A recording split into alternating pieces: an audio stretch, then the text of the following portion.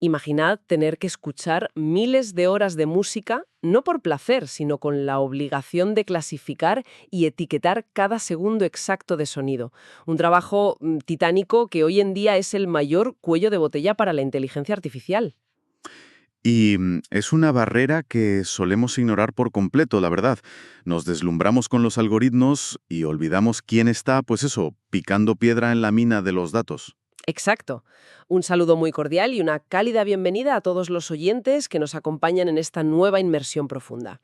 Hoy tenemos sobre la mesa un documento que es francamente fascinante y que aborda precisamente ese problema. Sí, es un estudio muy revelador. Está enseñando a las máquinas a catalogar un inmenso archivo histórico de música clásica india.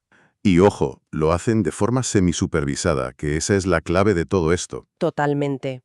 Lo más impactante de todo es que al hacerlo de esta manera están logrando ahorrar literalmente miles de horas de esfuerzo humano agónico. Es que este documento toca el nervio central de la inteligencia artificial moderna. A ver, existe una concepción popular de que la inteligencia artificial es, no sé, una especie de cerebro mágico que simplemente absorbe información y ya está, sabe cosas de forma innata. Ya, la magia de los algoritmos, ¿no? Los matemáticos subyacentes son piezas de software inútiles, sin datos masivos. Y lo que es más crítico, datos exquisitamente bien etiquetados. Claro, sin datos no hay paraíso. Exacto. Fíjate que en el campo de la visión por ordenador, etiquetar una imagen, decir, esto es un semáforo o esto es un paso de cebra, pues puede tomar apenas un segundo visual. Pero en el dominio del audio, conseguir esta supervisión extensiva es un proceso logísticamente carísimo, un curro tremendo. A ver, ponnos un poco en perspectiva para los que nos escuchan. ¿Qué implica exactamente etiquetar audio a gran escala? Porque, claro, desde fuera parece que solo es sentarse a escuchar un rato y ya. No, ¿qué va? Implica requerir un conocimiento experto muy profundo. No es simplemente decidir si suena fuerte o flojo. Es sentar a un musicólogo frente a una pantalla y pedirle que escuche grabaciones ininterrumpidas durante periodos larguísimos. Madre mía. Y para hacer anotaciones precisas, a veces segundo a segundo. Imagina, detectar un salto sutil de un instrumento a otro o un cambio de ritmo en la percusión. Y hacer eso durante 8 horas al día es francamente insostenible. Entiendo por dónde vas, y eso nos lleva directamente al problema central que expone el texto, que es la escasez crónica de datos en el mundo del audio. Sí, es un problema gravísimo. Los investigadores señalan unas limitaciones que, bueno, rozan lo cómico en los conjuntos de datos que la comunidad científica utiliza actualmente. Mencionan, por ejemplo, un conjunto muy conocido llamado tabla solo. Ah, sí, el de la percusión india. Ese mismo está dedicado exclusivamente a ese instrumento tan característico, la tabla. Pues bien, ¿sabéis cuántas composiciones tiene ese gran archivo de referencia? Dilo, porque es de locos. Apenas 38 composiciones. Es que es una cifra ridícula si aspiramos a entrenar redes neuronales robustas. 38 composiciones no son nada. Nada, absolutamente nada. Y hay otros conjuntos de datos públicos para la clasificación de eventos sonoros en general, cosas como ESC o Urban Sound, que presumen de tener, atención, solo 3 o 9 horas de grabaciones en total. Tela. Si comparamos eso con los millones de horas de audio, de podcast, de canciones que se suben a Internet cada día, es literalmente una gota en el océano. De aquí es donde, bueno, yo tengo que adoptar una postura bastante crítica sobre cómo opera la industria hoy en día. O sea, ¿es realmente viable el futuro de la IA orientada al audio si seguimos dependiendo del trabajo manual a esta escala? Es una buena pregunta. Es que este problema de escalabilidad no solo limita severamente la cantidad de datos que podemos procesar, sino que ataca directamente a la calidad. Claro, por el factor humano. Exacto. Retomando el ejemplo del musicólogo. Imaginad a ese experto escuchando música clásica compleja durante horas y horas. La fatiga auditiva y mental humana es biológicamente inevitable. Totalmente. Llega un punto en que te zumban los oídos. Y esa fatiga provoca, de forma sistemática, errores de etiquetado. Básicamente, estamos construyendo los supuestos modelos del futuro sobre cimientos propensos al error y económicamente insostenibles. Comprendo perfectamente ese escepticismo sobre el trabajo manual. Yo misma lo vería inviable. Pero justo aquí es donde me pongo del lado de los investigadores y comparto su enorme optimismo, porque la gran solución que introduce este documento es lo que cambia las reglas del juego por completo. A ver, ilumínanos. Lo que nos dicen es, oigan, no necesitamos etiquetarlo absolutamente todo a mano. Podemos etiquetar una fracción minúscula, quizá un 10%, y dejar que la máquina haga el resto usando esta técnica de propagación de etiquetas. Para visualizarlo sin fórmulas, pensad en cómo le enseñamos a un niño que es un perro. A ver, explícame esa analogía. Pues mira, cuando quieres que un niño identifique a un perro, no necesitas sentarlo en una silla y mostrarle 10.000 fotografías diferentes de todas y cada una de las razas. Ya, claro, le saturas. Exacto. Le muestras 3 o 4 ejemplos claros. Le enseñas un pastor alemán, un caniche, un labrador. El niño observa y, basándose en las similitudes visuales que percibe, tienen 4 patas, hocico, ladran, deduce por sí mismo y reconoce al resto de perros que se cruzan en la calle. Aunque nunca haya visto esa raza específica antes, claro. Eso es. Extrapola la información. Es una analogía muy ilustrativa, sí. Y para entender cómo el algoritmo de este estudio logra replicar esa intuición humana en un entorno digital, tenemos que adentrarnos en lo que denominan metodología transductiva, que a diferencia del aprendizaje inductivo tradicional... Espera, frena un segundo ahí. Aprendizaje inductivo frente a transductivo. Vamos a traducir esto para quienes no diseñan algoritmos en su tiempo libre, por favor. Sí, por supuesto. A ver, en el aprendizaje tradicional, el inductivo, tú entrenas un modelo con un montón de datos ya etiquetados, cierras el modelo y luego lo lanzas a ciegas al mundo real a adivinar qué son los datos nuevos que nunca ha visto. Vale, lo típico. Exacto. Es como si estudiaras para un examen con un libro de texto y luego enfrentarte a preguntas sorpresa. Pero el aprendizaje transductivo es diferente. Observa tanto los datos etiquetados como los enormes montones de datos no etiquetados al mismo tiempo durante el entrenamiento. Ah, entiendo. Es como si en el examen te dieran las preguntas sorpresa por adelantado, sin las respuestas, ojo, pero pudieras ver cómo se relacionan entre sí antes de contestar. Vale, ahora sí te sigo. Es decir, ve toda la foto panorámica desde el principio, ¿no? Así es. Y con toda esa información sobre la mesa, el algoritmo crea lo que se conoce como un grafo de similitud. Este grafo se apoya en 2 premisas geométricas fundamentales. Cuéntame. La primera es sencilla. Asume que los puntos de datos que están más cercanos entre sí en este espacio matemático tienden a tener la misma etiqueta. Y la segunda premisa afirma que los puntos que residen en la misma variedad geométrica, o manifold en inglés, también comparten esa etiqueta, aunque la ruta para conectarlos no sea una línea recta perfecta. De acuerdo. La teoría suena fantástica. Pero el texto detalla cómo construyen realmente ese espacio matemático, que es donde está la enjundia. No cogen el audio tal cual, sino que usan una red neuronal profunda que actúa como extractora de características. Sí, los famosos embeddings. Exacto. Básicamente, la máquina toma un fragmento de audio de, digamos, una flauta y lo convierte en incrustaciones o embeddings. Traduce ese sonido complejo a una larga lista de números, un vector multidimensional, que resume su esencia acústica. Un código de barras matemático, por así decirlo. Muy buena forma de verlo. Una vez que tienen todas estas canciones convertidas en miles de vectores, construyen un grafo de K vecinos más cercanos. Esto significa que conectan cada fragmento de audio exclusivamente con los audios matemáticamente más similares a él. Y justo en este punto de la arquitectura es donde, lo siento, pero debo ponerme la lupa de crítico de nuevo. Porque la mecánica encierra un peligro oculto tremendo. Ah, sí. ¿Cuál? Si analizamos esto fríamente, la máquina está usando una afinidad puramente matemática para adivinar etiquetas. Está generando pseudoetiquetas para la inmensa mayoría de los datos que los humanos no tocaron. ¿No existe un riesgo monumental de que se produzca un efecto dominó catastrófico? A ver, ¿a qué te refieres exactamente con un efecto dominó? Pensadlo así. Si el modelo se equivoca al clasificar un solo nodo al principio del proceso, digamos que confunde una voz humana con un violín y luego propaga esa información falsa a todos sus vecinos basándose en esa proximidad geométrica, ese error inicial podría infectar todo el conjunto de datos como un virus. Uf, claro. De repente tienes miles de archivos mal etiquetados por culpa de una sola mala decisión que resonó en todo el grafo. Es peligroso. Pues ahí es donde se pone realmente fascinante la investigación, porque el equipo de Kampur y Leuven anticipó exactamente ese escenario catastrófico que comentas. ¿Y qué proponen? Su sistema de mitigación es una genialidad. No asignan todas las etiquetas de golpe en un solo paso ciego. Utilizan un proceso de difusión iterativa. Lo van haciendo poco a poco, paso a paso. Vale, pero calcular ese efecto dominó controlado para decenas de miles de archivos requeriría invertir matrices matemáticas gigantescas en el ordenador. Exacto. Algo que a nivel computacional haría explotar la memoria de cualquier servidor normal. Y asumes bien, pero encontraron un atajo algorítmico para no quemar los servidores.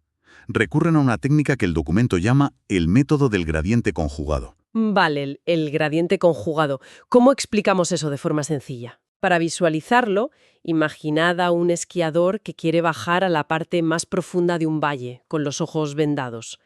En lugar de trazar un mapa milimétrico de cada roca de la montaña, que sería el cálculo pesado, el esquiador simplemente siente la pendiente bajo sus esquís y da pasos inteligentes hacia donde la bajada es más pronunciada. Ah, muy bueno. ¿Se deja llevar por la inclinación? Exactamente. Este atajo les permite resolver ese gigantesco sistema lineal de forma hipereficiente. Y mientras descienden por ese valle, optimizan dos cosas a la vez. ¿Cuáles? Por un lado, la pérdida supervisada de las pocas etiquetas que los humanos sí confirmaron. Y por otro, la pérdida no supervisada de las intuiciones de la máquina. El modelo se va autocorrigiendo constantemente. Entiendo. Si lo visualizamos de una forma más mundana, es como el típico corcho de pared que usan los detectives en las películas. Totalmente. Ese es el que está lleno de chinchetas y de hilos rojos que conectan a los distintos sospechosos. El algoritmo aplica un principio muy simple. Dime con quién se relaciona este audio en la red y te diré qué instrumento es. Eso es. Si un fragmento de audio misterioso está fuertemente conectado por esos hilos rojos a 5 grabaciones que sabemos con total certeza que son un sitar, pues la probabilidad estadística de que ese audio misterioso también sea un sitar es abrumadora. La red evita el efecto virus porque se autoestabiliza por la fuerza del consenso de sus vecinos. Y esa estabilización es la que permite dar el salto a la aplicación práctica, que es verdaderamente el corazón de este estudio. Los investigadores tomaron toda esta red de hilos rojos y la aplicaron a un desafío del mundo real monumental. El archivo de Prasar-Bharati, ¿verdad? Exacto, los archivos de Prasar Bharati, la agencia pública de radiodifusión de la India. Estamos hablando de un tesoro histórico invaluable de música clásica india que lleva décadas acumulando polvo analógico o digital sin clasificar. Es un reto tremendo. ¿Y cómo estructuraron el abordaje a ese archivo tan inmenso? Pues lo dividieron en dos tareas muy concretas. La primera tarea era el reconocimiento de instrumentos. Querían clasificar 20 clases diferentes de instrumentos tradicionales, pero enseguida se toparon con un matiz secundario enorme. La auténtica pesadilla de cualquier científico de datos. El desequilibrio de clases, me imagino. Bing. El desequilibrio de clases. El texto revela un dato demoledor, y es que el 65% de la duración total de todo el archivo histórico se concentraba en solo 5 instrumentos dominantes. Madre mía. ¿Cuáles eran? El sitar, la tabla, la flauta, la vena y el pakhawatz. Ya. Ese desequilibrio estructural es un problema crítico, especialmente para una técnica como la propagación de etiquetas que depende, como decíamos, del consenso. Claro. Si tienes un grafo dominado abrumadoramente por la presencia de esos 5 instrumentos principales, el algoritmo tenderá a ser perezoso, ahogará a los instrumentos raros o minoritarios y, ante la duda, asignará erróneamente casi todo a la mayoría porque estadísticamente es lo más seguro. Es lo más cómodo para la máquina. ¿Y cómo se soluciona algo así si esos son los únicos datos que te ha dado la agencia de radiodifusión? Pues con ingeniería de datos pura y dura. Tuvieron que pensar fuera de la caja. Los investigadores salieron del archivo de Prasar-Bharati y acudieron a combinar múltiples bases de datos públicas occidentales y globales. ¿En serio? Sí, cosas como FSD50K, AudioSet, TinySol e IRMAS. Extrajeron muestras de flautas transversales, violines, guitarras y baterías de estas bases externas y las inyectaron directamente en el grafo de entrenamiento indio. Un momento, frena ahí. Mezclaron una base de datos de instrumentos occidentales modernos con música clásica india tradicional. ¿No contamina eso la pureza del modelo? A ver, podría parecerlo a simple vista, pero a nivel de forma de onda acústica, las propiedades armónicas de un violín occidental comparten suficientes similitudes matemáticas con ciertos instrumentos de cuerda frotada indios para ayudar a la red a entender el concepto abstracto de cuerda. ¡Ah, qué inteligente! Sí, Equilibraron la balanza artificialmente engrosando las clases minoritarias con datos externos. Así, la red neuronal pudo reconocer los patrones acústicos raros antes de aplicar la propagación masiva. Es una maniobra verdaderamente brillante. Y una vez resuelto el tema de los instrumentos, pasaron a la segunda tarea, que el documento subraya como aún más compleja. Sí, la identificación de ragas. Exactamente. Para quienes no tengan familiaridad con este arte, un raga en la música india está a años luz de ser simplemente una escala musical occidental. Es un marco melódico muy intrincado. Sí, es un concepto muy profundo. Tiene reglas estrictas sobre cómo ascender, cómo descender, qué notas específicas enfatizar e incluso se asocian a momentos particulares del día o estaciones del año. Capturar esa esencia matemáticamente es un desafío colosal. Totalmente. Tenían que clasificar 41 clases de ragas distintos, más una clase genérica de cajón desastre llamada Otros. Y para esto manejaron más de 61.000 fragmentos de audio, cada uno troceado en porciones de 30 segundos. Y al adentrarnos en esta tarea de los ragas, surge otra complicación práctica inmensa en el documento. A ver, cuando estás lidiando con archivos históricos de una agencia de radiodifusión, no tienes el lujo de contar con música pura, grabada en un estudio insonorizado. Ya, claro. Es la radio. Tienes programas de radio reales. Tienes presentadores hablando, introduciendo la pieza, dando el contexto histórico o despidiendo el programa. Esto plantea un reto algorítmico fascinante. ¿Cómo separas la voz de la música? Exacto. ¿Cómo evita el sistema confundir la voz humana de un locutor de radio con la interpretación vocal o instrumental de un complejo raga musical? Si el grafo de similitud conecta el tono de voz de ese presentador con un instrumento por error, toda la arquitectura de clasificación de la que hablábamos antes se derrumba. Absolutamente. Y para evitar que el locutor arruinase los meses de trabajo y corrompiera los datos, implementaron un filtro previo muy ingenioso.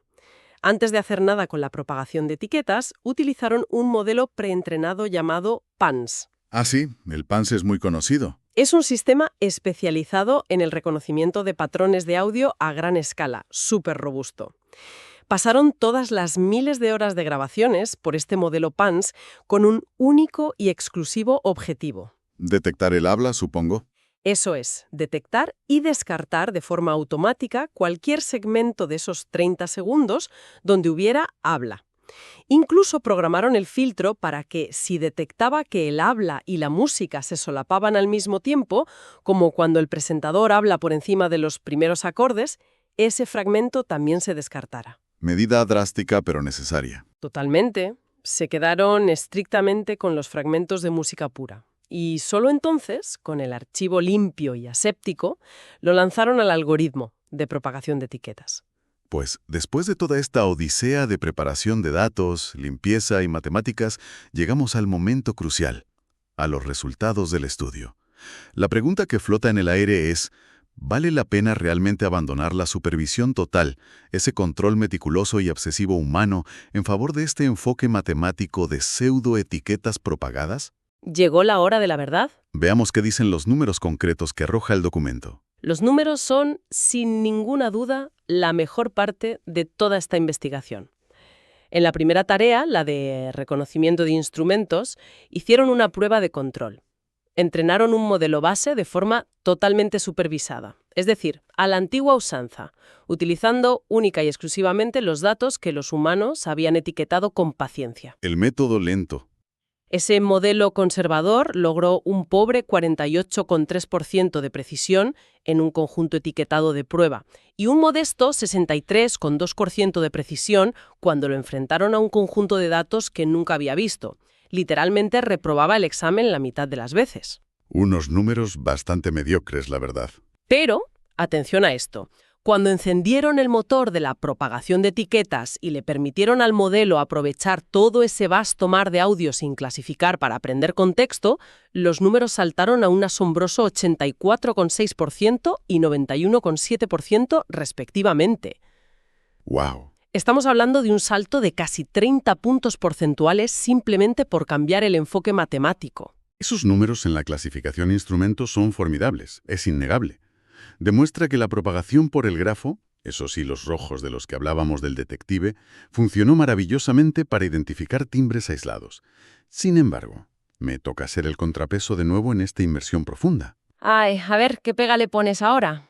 Pues que si miramos con ojo crítico los resultados de la segunda tarea, la identificación de ragas, la historia tiene bastantes más sombras.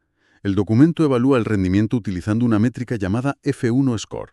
Para un momento, antes de que sueltes los números, ¿qué es exactamente ese F1 score para los que no somos estadísticos?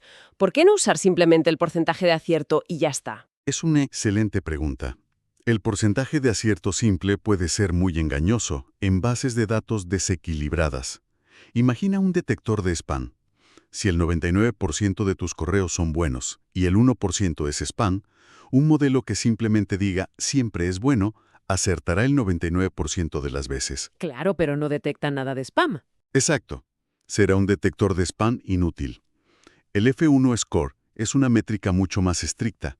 Busca el equilibrio perfecto entre la precisión, que es no dar falsas alarmas, y la exhaustividad, que es no dejarte nada sin detectar. Va del 0 al 1. Un 1 es la perfección absoluta. Vale, entonces es como una nota de examen mucho más exigente que castiga fuertemente los fallos por ambos lados. Exacto. No te deja hacer trampas estadísticas. Y cuando observamos los resultados a nivel de fragmento suelto, es decir, evaluando esos trozos aislados de 30 segundos, el modelo supervisado clásico obtuvo un F1 score de 0,60, apenas aprobando. Vale. ¿Y qué pasó con la superavanzada propagación de etiquetas? Pasó de 0,60 a 0,62. Seamos honestos, un avance de 2 centésimas a nivel de fragmento es marginal, prácticamente ruido estadístico. Visto así. Esto sugiere algo profundo sobre las limitaciones del modelo.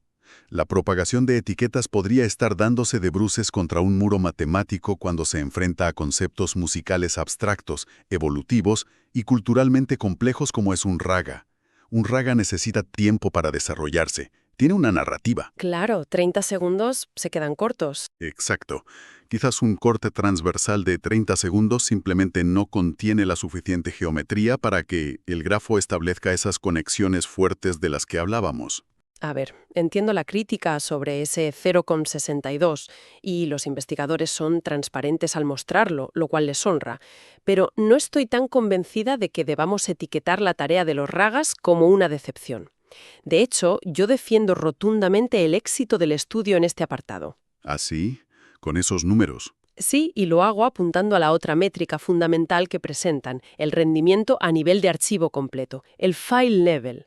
Porque, pensemos en el mundo real, un archivero de Prasar Bharati o un oyente en su casa no clasifica ni escucha una sinfonía o un raga por un segundo suelto o un fragmento aislado desprovisto de contexto. Ya, escuchan la obra entera. Lo hacen escuchando la obra completa, exacto. El algoritmo hace lo mismo al final, toma el consenso mayoritario de todos esos fragmentos sumados para tomar la decisión final sobre el archivo entero. Y asumo que las cifras cambian drásticamente al consolidar toda esa información, ¿no? Totalmente. Ahí, a nivel de archivo completo, la métrica mejoró de un 0,77 en el modelo clásico a un sólido 0,82 con la propagación de etiquetas. Bueno, eso ya es otra cosa. Un salto absoluto de 5 puntos en este nivel tan abstracto de complejidad es inmenso. Y quiero que pongamos esto en perspectiva humana. Ese incremento extra de precisión automatizada no es solo un número en un papel.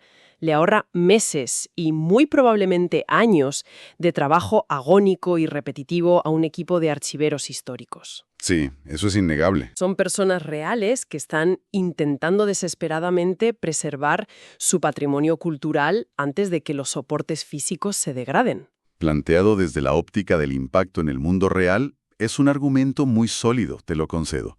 Al final del día, la utilidad práctica y el ahorro de recursos definen el verdadero valor de cualquier herramienta tecnológica. Y si tratamos de consolidar los aprendizajes clave de este profundo análisis que hemos hecho hoy, creo que emergen 3 grandes bloques de conclusiones. Te escucho. ¿Cuál sería el primero para ti? El primero, y quizá el más evidente pero ignorado en la industria, es que la recolección exhaustiva y el etiquetado de datos sigue siendo la barrera más grande, lenta y costosa en la inteligencia artificial de audio. No es la complejidad del algoritmo en sí. Totalmente. Sin un trabajo base sólido, La IA más avanzada del mundo está completamente ciega y sorda.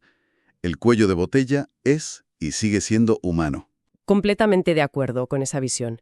El segundo aprendizaje clave, desde mi punto de vista, es cómo la propagación de etiquetas demuestra actuar como una auténtica palanca matemática. Logra convertir un esfuerzo humano muy pequeño y localizado en la creación de una base de datos masiva y robusta. ¿El efecto multiplicador? Eso es, al aprovechar inteligentemente esos grafos de similitud, la máquina deduce el panorama completo a partir de unas pocas pistas iniciales y logra mitigar sus propios errores mediante esa difusión controlada que simula los pasos de un esquiador bajando la montaña. Es la definición perfecta de trabajar de forma inteligente en lugar de trabajar de forma agotadora. Pues sí. Y añadiría una tercera conclusión que es quizás la más trascendental desde un punto de vista social y cultural. ¿Ver? Esta étnica técnica que describe el documento democratiza la recuperación de información musical. Pensemos en ello históricamente. Solo las grandes corporaciones tecnológicas o las instituciones con presupuestos millonarios y ejércitos de becarios podían permitirse etiquetar masivamente grandes corpus de audio. Era un lujo del primer mundo. Cierto, muy elitista. Ahora, herramientas semisupervisadas como esta permiten preservar e investigar tradiciones artísticas riquísimas, tremendamente matizadas y complejas, como la música clásica india, sin requerir esos recursos inalcanzables. Estamos hablando de proteger el patrimonio cultural en la era digital de una manera escalable. Fijaos qué interesante es esto último que mencionas porque me lleva a un último pensamiento provocativo para todos los que nos escucháis hoy. Algo para que le deis vueltas después de terminar este análisis. Si hoy en día esta tecnología semisupervisada ya es capaz de organizar de forma autónoma una de las formas de arte más matizadas y estructuralmente complejas del mundo, logrando interpretar sutilezas que a veces escapan incluso al oído inexperto humano, ¿qué otros inmensos archivos polvorientos del conocimiento humano están ahí fuera, en estanterías olvidadas, esperando a ser descubiertos y comprendidos? Las posibilidades de extrapolar esta técnica son inmensas. Exacto. Imaginad por un momento de aplicar esta misma propagación de etiquetas a bibliotecas sonoras enteras de dialectos indígenas que están a punto de perderse, o aplicar el modelo a millones de horas de sonidos grabados en las selvas para rastrear los efectos sutiles del cambio climático en la fauna. Sería revolucionario para la ciencia. O, yendo a un terreno más vital, imagina inventar esta red neuronal semisupervisada con inmensos registros médicos acústicos, millones de latidos de corazón y respiraciones, buscando encontrar patrones ocultos de enfermedades raras que los médicos humanos no tienen tiempo de detectar. La llave algorítmica para desbloquear todos esos océanos de información sin clasificar ya existe y este estudio lo demuestra. Ahora, la única pregunta es decidir qué archivo de la humanidad vamos a abrir a continuación. Es una perspectiva verdaderamente fascinante pensar en la inteligencia artificial no como un sustituto, sino como un arqueólogo acústico operando a una escala que la mente humana apenas puede concebir. Sin ninguna duda, un arqueólogo incansable. Y con esa reflexión final llegamos al cierre de nuestro recorrido de hoy. Un agradecimiento muy sincero a todos los oyentes por acompañarnos con vuestro tiempo, vuestra atención y vuestra curiosidad incansable en este análisis profundo. Muchas gracias a todos. Os animamos a seguir cuestionando las tecnologías, los algoritmos y el mundo que os rodea. Nos vemos en la próxima.